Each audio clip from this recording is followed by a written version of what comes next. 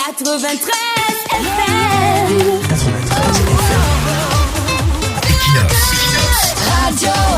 Bonjour, l'autre jour nous avons utilisé une image pour traduire le comportement de certains défenseurs du candidat Paul Biya qui ne cessent d'appeler au calme. Nous disions qu'un voleur ne peut pas appeler sa victime au calme. Entre-temps, lui, il ne fait que fuir avec l'objet volé. Vous volez l'objet de quelqu'un au lieu que dans votre appel au calme, vous commencez par lui remettre son objet, vous convoquez plutôt les chefs de sa communauté, ses pasteurs et ses imams pour leur demander de lui dire de rester calme. Entre-temps, vous ne remettez pas toujours l'objet volé. Vous appelez au calme en fuyant tout de même avec l'objet volé. Le peuple a vu le vol des élections. Il y a des témoignages, des images et des vidéos.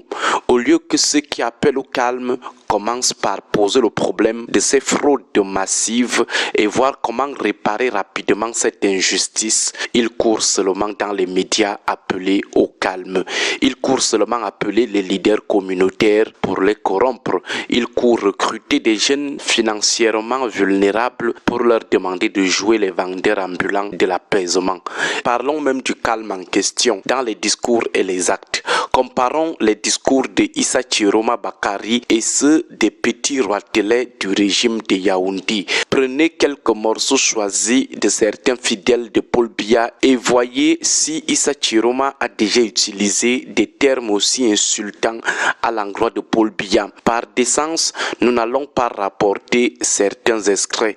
Que chacun aille lire les récentes sorties du ministre de l'administration territoriale, du ministre de l'enseignement supérieur, secrétaire national à la communication du RDPC ou du ministre secrétaire adjoint du comité central du RDPC. Leur sortie sur Issa Chiroma ou sur Maurice Kamto, dont le nom sort toujours partout, on dirait que son esprit hante et tourmente désormais à jamais les fondamentalistes du pouvoir.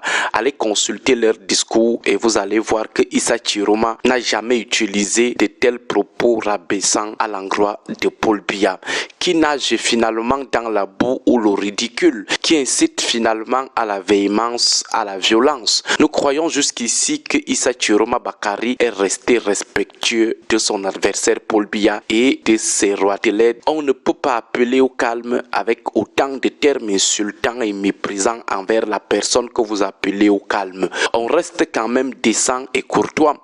Maintenant, vous ne pouvez pas appeler au calme en décidant d'arrêter ou de pourchasser dans toutes les localités tous les scrutateurs de Issa Chiroma Bakari qui se sont opposés aux élites RDPC qui voulaient faire la fraude massive, le bourrage des urnes, la falsification des procès-verbaux. Parce que ces jeunes ont refusé de coopérer, ils ont refusé de prendre votre argent, parce qu'ils ont refusé de signer vos procès-verbaux falsifiés, parce qu'ils ont refusé de laisser passer le bourrage des urnes des jours après les élections, vous décidez de les faire arrêter. Certains vivent désormais cachés, d'autres sont aujourd'hui gardés illégalement dans les cellules des commissariats. Mbalmayo, Yaoundé 7e, Sanchou figure parmi des centaines de localités où des scrutateurs de Issa Chiroma Bakari sont victimes d'une chasse à l'homme orchestrée par des élites RDPC, des autorités de l'administration territoriale fidèles au RDPC et exécutés par les polices et les gendarmeries locales. C'est ça le comportement des gens qui appellent au calme. Vous appelez au calme, mais vous êtes les premiers à persécuter ceux à qui vous lancez les appels au calme. L'appel au calme veut dire que vous brillez vous-même par un discours et des actes d'apaisement. C'est vous qui donnez l'ordre aux gendarmes et policiers de tirer sur la foule avec des balles réelles, causant des morts comme ça a été le cas avec cette enseignante qui a été abattue à Garoua. En même temps, vous vous prenez pour ceux qui donnent des leçons de calme aux autres. Vous ne pouvez pas appeler au calme en finançant des perroquets des réseaux sociaux afin qu'ils tiennent des propos tribalistes à l'endroit des communautés des opposants farouches. Vous financez des inconscients afin qu'ils deviennent des promoteurs de la haine tribale et vous savez pertinemment que cela peut en entraîner un génocide, mais curieusement, vous êtes les premiers à appeler au calme.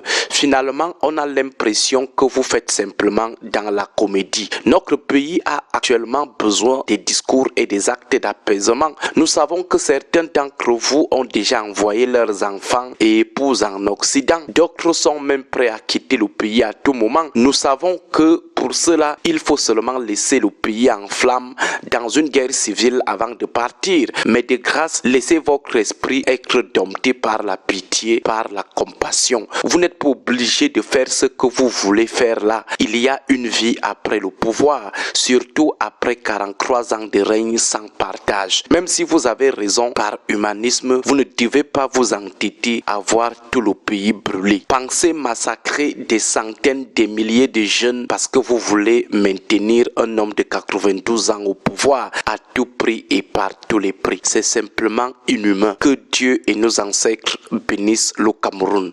Bonne journée à tous. 93 FM. 93 FM. Equinox. Radio.